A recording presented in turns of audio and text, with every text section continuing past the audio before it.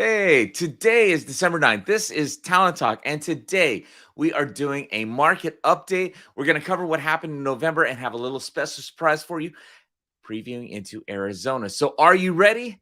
Then let's go.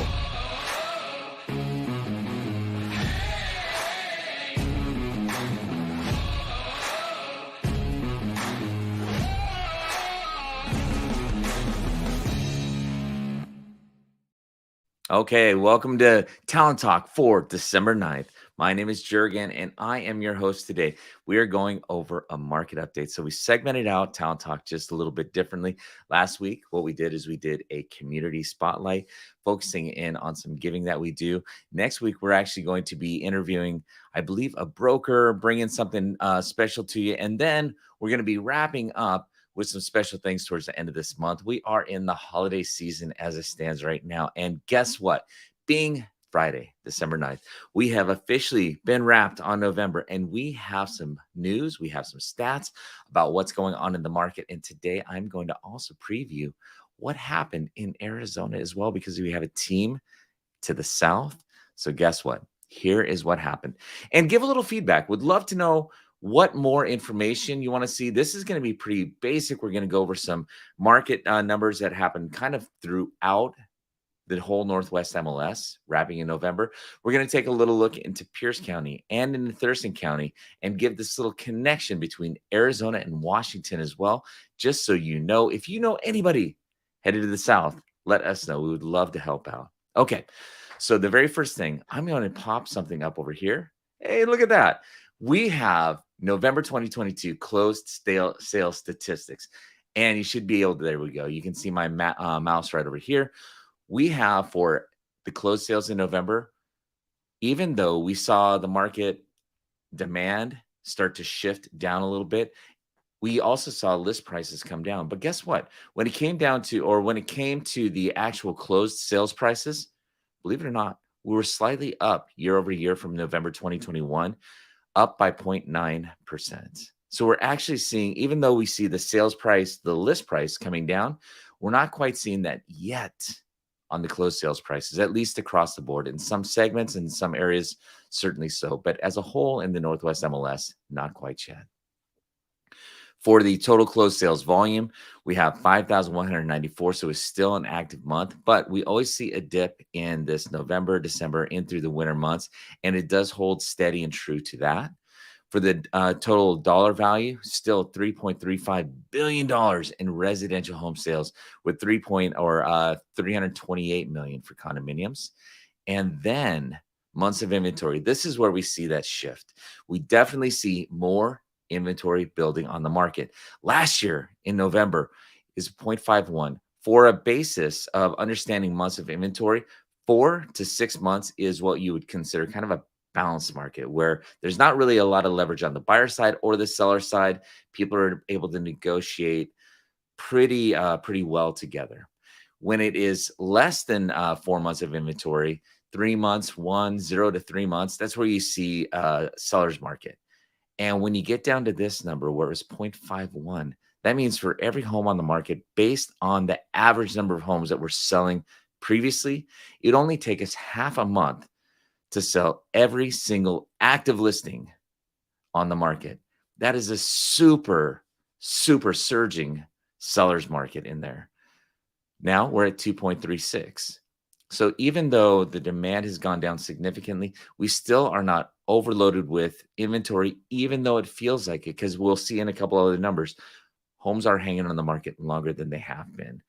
And for that staggering number, that means going from 0.51 months of inventory to 2.36, that's a 357.9% increase year over year. So that is still significant, even though it still is in a seller's market. Buyers do have some leverage, though. For the months of inventory, you can see this chart. It's going from 2018, where we were around 2, 2019, 2020, as we got to the pandemic, it just dropped significantly. And that activity just went skyrocketing. And now we're right about where we were in 2018. So this is not a bad place. It's just a difference and a shift from what we've become accustomed to. Hopefully that makes sense. So I've got some things for you, bringing it from the whole Northwest MLS down to Pierce County and then into Thurston County. If you'd like a report like this, we do send these out. So be the first to know. It comes out right at the beginning of the month. There were definitely fewer listings in December. And Lennox, Jay Lennox Scott, Chairman CEO of John L. Scott, third generation, fantastic insight. The month of December is traditionally the low point of new listings coming into the market because of the holiday season.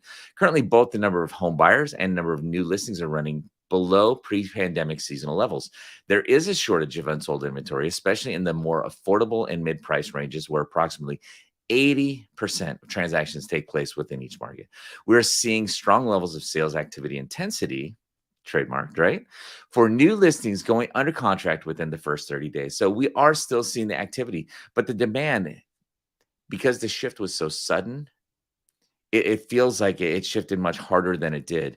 As you look over here, remember, we just talked about months of inventory. Hopefully you see this well. In the 0 to 350, there aren't a huge number in Pierce County, 1.4 months of supply, 1.9 months in the 350, 2.7. You have to wait until you get into the million to million five before you get into what would be considered traditionally a balanced market. So 1 million and above gets into more of a balanced market, but everything below a million is, believe it or not, still in a buyer's market. And if you want to know the ones that are coming 30 days or under, you can kind of see this here. My hand is over here. You've got surging, strong, healthy, healthy, healthy. It's still a good market, but this is kind of that seasonal adjustment. Right now, interest rates are top of conversation. They had gone up. It's weird. When you take a historical look, interest rates are not poor from where they should be. Typically about 5 to 7 in a healthy market. But again, a year ago, we were 2-3% interest rate. So that is a shift, and it has impacted and affected the market. With this going from the report with John L. Scott and over to the Northwest MLS, we can see a year over year change. So in new listings in November, we were down nearly 30% total. Pending sales down 42%. Closed sales, look at that. Closed sales 1404, 761, down nearly 50%. And the days on market have come up. What these tell you totally is that we are experiencing shift. There are fewer homes on the market.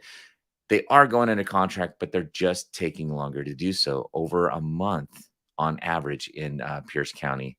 But when we look at the sales price, look at this. Even though, again, we see the list prices are changing, the average sales price is still up year over year from November, where everything was going under contract and like 2 weeks or under in so many cases. 6.1%. We're actually still seeing some increase in there. And year to date, about 11%. So the housing market is good. But again, going back to that word, it is different. And then we can see as we go down here, go down here to the months of inventory, it is certainly gone up 1.7%, still strongly what would be considered a buyer's market, or a seller's market, but 240% increase year over year.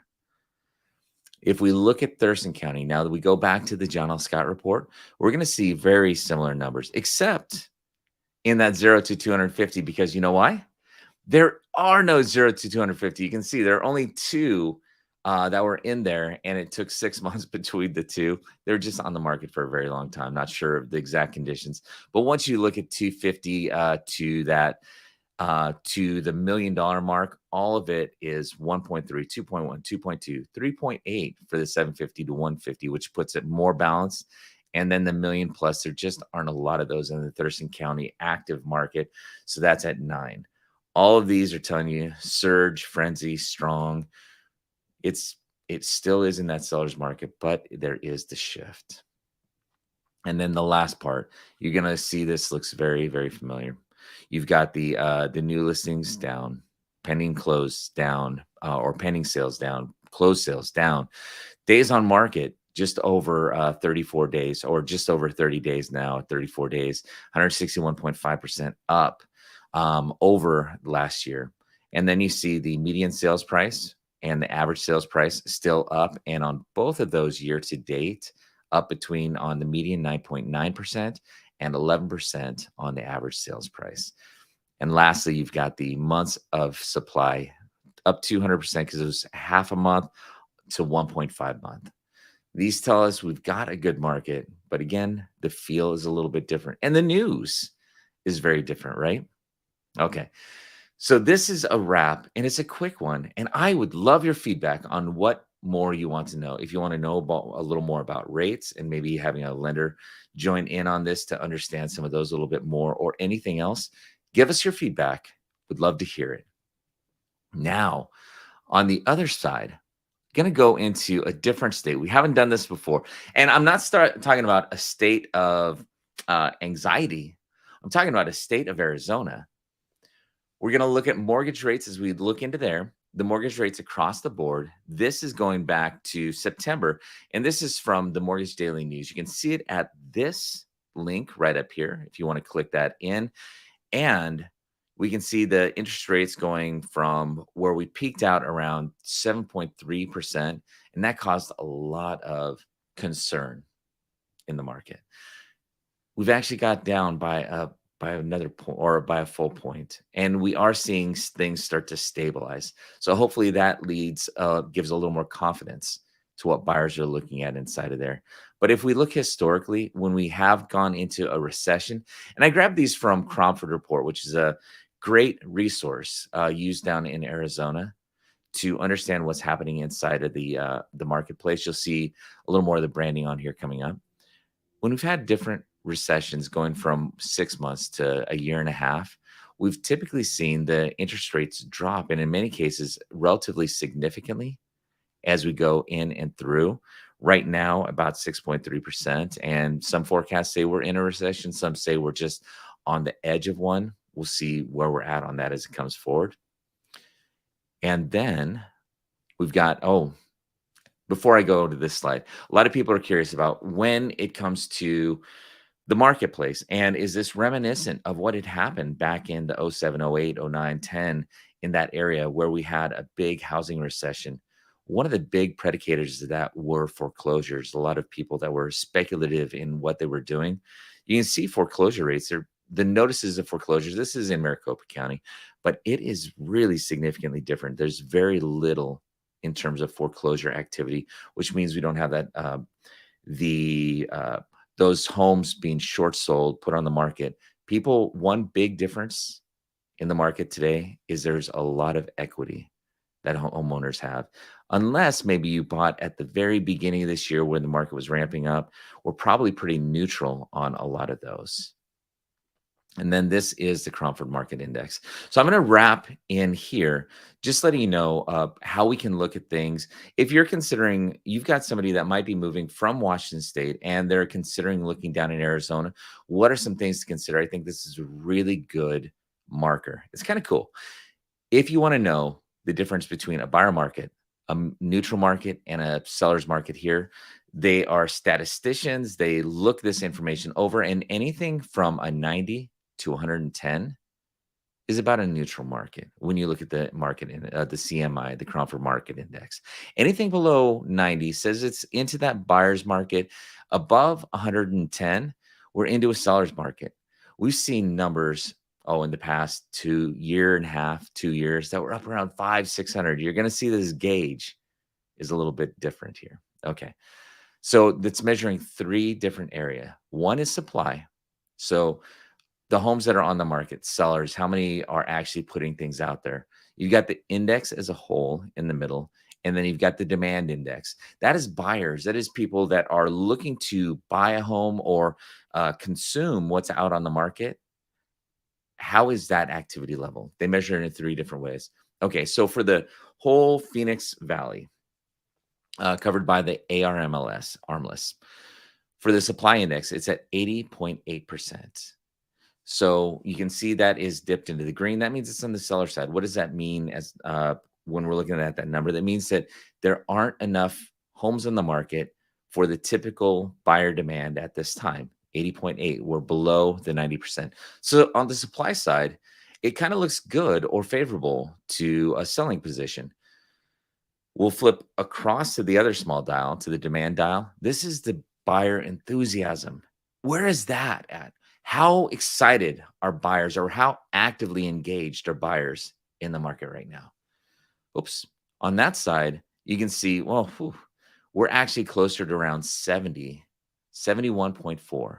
So that means the buyer enthusiasm with everything going on with rates, the shift, seeing list prices, et cetera, come down, they're not as enthusiastic as they have been. We've seen these dials on both the supply and demand index over the past couple years pegged way down here, but that's not the case right now. And then that those two combine in with a few other numbers to create a market index. Right now, that's sitting at 88.4 for the Phoenix Valley. So what does that mean? 90 to 110 is a balanced market. Anything over 110 is a seller's market. And the green, we're just shaded into a buyer's market as a whole for Arizona. What does that mean? That means if you're looking to buy a home in Arizona, as opposed to what you've been able to see in the past couple of years, you have a chance to negotiate and get a really good deal without having to waive so many different things. What do I mean by that? We look at this index. I'll kind of skip past a couple of these. I'm going to come back to that one. I'm going to show you a chart on concessions because they do these measurements. So first, you're going to see price reductions. We actually can see for the first time in such a long time, look at all this. It's so low for people actually reducing the sales price, the list price. We see reductions are actually coming up. Sellers are getting better educated about how to price things appropriately on the market, as opposed to trying to push and lead the market all the time. And then you have concessions. Look at this. We saw all these concessions go down. Sellers weren't giving anything during the pandemic when the activity was so high. Now we're at 48.7 are reporting that they actually had concessions from the seller to the buyer. And the average concessions are up to about $10,000. So that could be going towards closing costs. It might go towards repairs, can go to a lot of different things. So again, you do have some negotiating power as a buyer, finally, when you're looking into the market. And then I wanted to show you one last thing as we wrap up here. So the CMI, every area can be a little bit different. I thought this was a good one to be able to show you. Over here, there are two markets that are currently still showing as seller markets. And again, courtesy of Cromford Reports, Fountain Hills and Scottsdale, two fantastic areas. We still see them firmly inside of a seller's market. Not strong, but they are into that seller's market. Balanced markets, we've got Cave Creek and we've got Paradise Valley. So you see those in a more neutral. That means you've got a lot more power balancing between buyer and seller. Then you've got a mild buyer's market. So you've got areas like Phoenix, Chandler, Glendale that are in that mild buyer market. A little bit stronger, you get a little further south or out. Gilbert, Tempe, Peoria, Surprise, Mason, Goodyear are stronger buyer markets. And then in the strongest, you actually see a pretty big shift with Avondale, Maricopa, Queen Creek, Buckeye. So if you got people who are looking or you're looking in one of these areas, reach out. We can always get you a little more information if you want to see some listings, but you do have some options coming up. All right. So we went kind of around the horn. We started up in Washington where we have a lot of it's very different. It is a seller's market, but it's really functioning like a buyer's market. People are a little bit more unsure. The numbers are settling out. Interest rates are beginning to settle. So you do have options. You do have the power to negotiate. And as a seller, you have the ability still to, well, really, there's good balance on both sides. If you know anyone looking into Arizona, you're possibly looking yourself, definitely reach out. The numbers have been shifting to very similar to Washington. It's just a great connection in between. So if you want any clarification on any of these numbers at all, we are happy to help you out. Beyond that, let us know. Let me know what more you would like to know in here so we can just continue to deliver value. If you missed last week, we actually had we had a interview with Holiday Magic, still relevant. And if you want to give anything there, you definitely can. Today, on the second weeks, we're going to do some market updates along the way. Third week will be more focused towards understanding what's going on inside of the real estate industry, hearing from some producers, or even sometimes a little insight on how to do a little better business. And then we'll wrap with more of some group sessions and just have fun. Again, would love your feedback. If you enjoyed what you saw or you want more information and never to miss when we go live, just subscribe, check, interact in the comments. We appreciate you so much, even when I knock my hand on the desk. But hope you have a fantastic week. Can't wait to see you next time. And you know what? Until then, have a fantastic day and be bold. Bye.